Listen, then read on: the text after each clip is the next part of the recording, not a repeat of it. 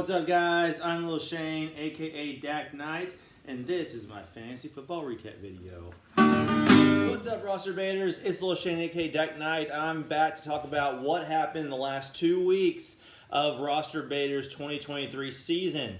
That's right, I'm decked out in UT gear today in respect of my 4-0 Longhorns ahead of OU weekend this weekend. Just trying to throw as much burnt orange vibes out there. We can see if we can take down those Sooners.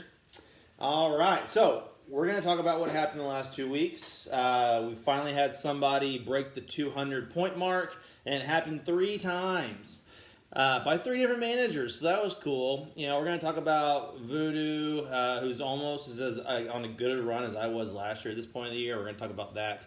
But let's go ahead and get to it. So week 3 headlines, what happened? First thing that happened is I beat our commissioner. Woohoo! That's always fun. Not too much exciting happened in that game. The players all played well. My running backs, my B. Robinsons didn't really do what I wanted them to do, but all my big hitters definitely flexed their muscles enough to take Gerald down, so that's always fun. All right, we had 2 people above 200 in this week, Voodoo and Z-Man. We had Ken Walker, Devontae Adams, Tyreek Hill, Mike Williams, Justin Jefferson, Keenan Allen all over or around 30 points. Keenan Allen being over 50 points. All those players except for Walker and our veteran wide receivers. So, I know Dynasty is all about young, good players, but veterans is still how you win in this league. I mean, all those guys are older wide receivers. My strategy has always been wide receiver, wide receiver, wide receiver, and we're going to see in this show, wide receivers really made a big difference in the past 2 weeks, specifically in these games with Voodoo and Z-Man. All right. We had a really weird thing happen. We had 4 people score 146 points with decimals that decided who was higher. So, this was nuts, okay? Beef Shower, 146.2. Big Fresh, 146.25. B-Man, 146.35. And Zombie, 146.95. Everybody fighting and clawing to get the median win. The median was 146.65. They're all just scratching and clawing, trying to get at least one win. And only Zombie was able to do it. That was kind of fun to watch. Big Fresh also beat Your Dope by 1.3 points. So he was able to get a win, even though he fell short of the median by just mere decimals of points. This was going to come down to Higgins and Chase. How Big Fresh won that, and unlike the previous week where Higgins had a big week, Chase won that battle handily. I guess the squeaky wheel got some grease there. All right. Also in this week, PGB completely failed in tanking. He put up like 160 points. So, first of all, Beef Shower, you're my new dark horse, my man, to make the playoffs and make a run. Sorry about you, B-Man. I put some eggs in your basket, but you have not delivered. So sorry about you. But we have had, he's had the misfortune of losing to the team who's trying to tank, but failed this week. That's Beef Shower. It's hard when you're young QBs who are the future of your teams. You can't get rid of them. They're playing well. Beef Shower had exceptional quarterback play, but his other skill players were not enough to secure him the win, with 4 players, including Derrick Henry, in the single digits. That was Derrick Henry's 2-point week. Yeah, I felt it too, man. I had him in another league. That wasn't fun. All right, moving on. Week 4 finally had a middle-of-the-road median score. So we had a real low one, then a real high one, then another high one, and a low one. Anyway, now we're finally in the 150s. We're finally kind of settling in. The season's really kind of finding its own groove. And PGB succeeded in tanking this week. So Pickett crapped the bed, which I'm sure he appreciated, and he got hurt anyway. But he had only one player other than Herbert in the double digits. So that's how you tank. Well done. And this week 4 was blowout city. We had 2 70-plus point wins, another 50-point win.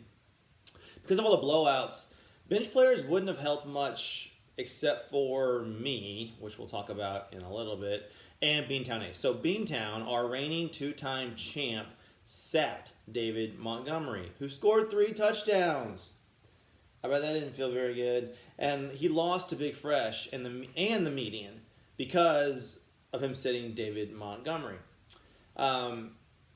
If he would have started David Montgomery over Josh Kelly, James Conner, or Zay Flowers, he would have won both games. He would have won the median and his game against Big Fresh. So this plummeted our reigning two-time champ to 3-5, sitting in 8th place, instead of 5-3, which would have put him in 3rd place. Ouch! This wasn't the stupidest call of the week, however, but this was definitely the most painful for Beantown. It put him in the playoff hunt to the bottom of the table because of one missed call on David Montgomery.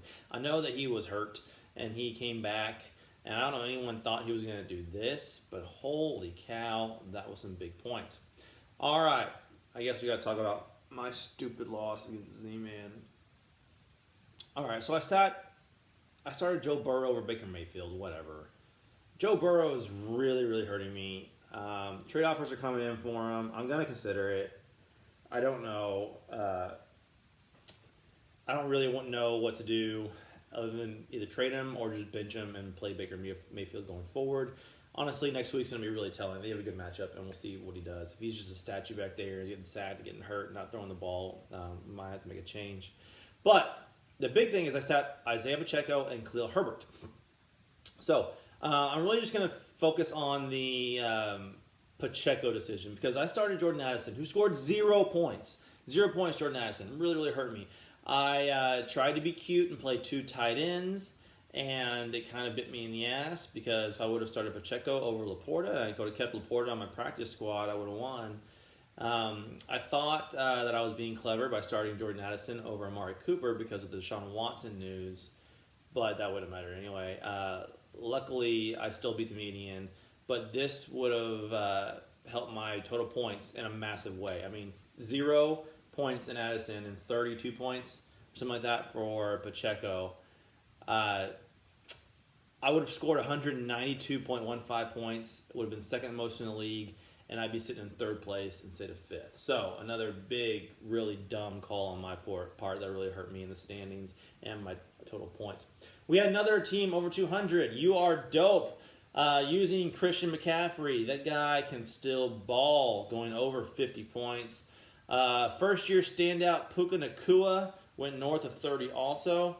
So this is a guy who went undrafted in our rookie draft, and was added about a week later by You Are Dope. Genius move, man. On May 8th, You Are Dope got Puka Nacua for $5, and he is the 5th ranked wide receiver this year so far. Unbelievable. Great pickup, You Are Dope. That's how you play, man. Good job. But Cooper Kupp comes back this week. So, will his production take away from Puka Nacua's? I think that's obvious. But how much? And I'm sure hoping it's a lot because I have Cooper Kupp.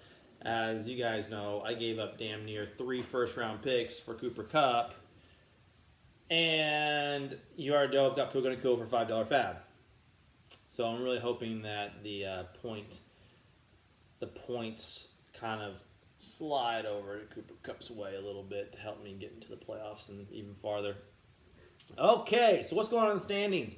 Voodoo, playing really efficiently, man. I only have 1 loss through 4 weeks. If you remember, I started 8-0 last year at this point, and then went on a 6-game losing streak or something like that, and it really evened the table out. So, is Voodoo's time coming? Is he going to start this week? When I'm playing him this week? Or is he going to keep slaying away? So we'll see if Cooper Kupp is healthy enough to actually push me over the edge and knock Voodoo down a peg. But going into the week, it seems to be a pretty even matchup between me and Voodoo. Should definitely be a game to watch. There are 5 4-4 teams, but they are not all created equal. So You Are Dope has a solid team all around, just needs to avoid bad luck, and he should stay in the top 6. Beef Shower is having a nice run. Again, my new dark horse. He needs a little bit of luck to stay alive in the playoff race, in my opinion, but his young stud quarterbacks, with those guys, anything's possible. I think my team just needs better management. The owners had a meeting with the head coach and informed him that he is actually on the hot seat. If he does not start to deliver, he's going to be relegated to managing a family fantasy team where the wives draft all the players. So that's where we're at. So my team has got to get their management and their GM stuff all straightened out if we're going to be able to make a push for the long haul and be able to play in week 17. Zombie, not really in win now mode, but he's also the kind of guy that doesn't mind it either. He'll just kind of chip away with nothing to lose and see what happens. If you win some games and sneaks into the playoffs, once you get in the playoffs, anything can happen. PGB is in pure rebuild mode, and the good thing is he does own his own first pick, so that's great. He's officially in the race for Caleb Williams. After the 80-point week he just put up, he is winning that race with a max points for at 659.70, which is less than Big Fresh's 687.35. So unless Herbert and Pickett just blow it all up this season, have great seasons, he should have a chance at that overall first pick, a la Caleb Williams. All right, big games ahead. We already talked about I'm playing Voodoo. Keep an eye out for that matchup. We have the Coat Bowl. We have Brandon versus Gerald. That'll be fun. Looks like B-Man is going to give C.J. Stroud the nod. Can him and Jordan Love take on the number one quarterback in fantasy and Kirk Cousins and the number one rookie quarterback, Anthony Richardson? We'll see. Keep an eye out for the Coat Bowl. That should be fun to review next week or the week after. We have a couple 3 and 5 teams going head-to-head and some 4 and 4 teams going at it. Also, be keeping an eye on the Beantown Ace and Big Fresh game because this game is important, I think. Because, listen to this, the loser of this game could decide to switch strategies, especially if one falls to 3 and 7. So Big Fresh, Matty J, you have a low enough max points for, as I just mentioned. You're right above where PGB is. That if you wanted to, if you lost this week and you wanted to just blow your team up and make a push for Caleb Williams, you might be able to do that. So keep an eye out for Big Fresh. If he goes 3 and 7, might be wanting to pawn off some of his veterans to, improve his draft capital for the upcoming years. So we'll see. Is it going to be a fun Caleb? Is there going to be a kind of backroads Caleb William matchup, race for Caleb William going on this season? I don't know. But we will see. Should be a fun week. Everybody pay attention. Thanks for listening. Thanks for tuning in. That's all for today. I'll catch you guys up next time. Until then, good luck. And remember, don't beat my team. Mr. Littleton, come on in. Have a seat. Oh, hey Shane. Yeah. What's up? Oh, I just wanted to talk to you. You having fun out there? Yeah. I just appreciate you guys giving me this opportunity. All right. Look, I'm gonna cut to the chase. We like you as a person. We all do. Think you're a great guy. You're fun to hang out with. But we gotta see the productivity out on the field, man. I know. To be fair, the Jordan Addison was out projected to score out the other players, and so I looked on Fantasy Pros. I'm trying to do my best out there. All right. I know. But you know what? Sometimes your best isn't good enough. I need you to be creative. You're playing with the big boys now, son. I know, Shane. I'm sorry. I'll tell you what. I'm gonna do better. Okay. I'm gonna work harder. I'm gonna put in extra hours. I'm gonna stop giving so much time to my family, and I'm really just gonna focus on this fantasy team. Now, speaking of your family, did I just heard that you lost in your family league to your wife this past week?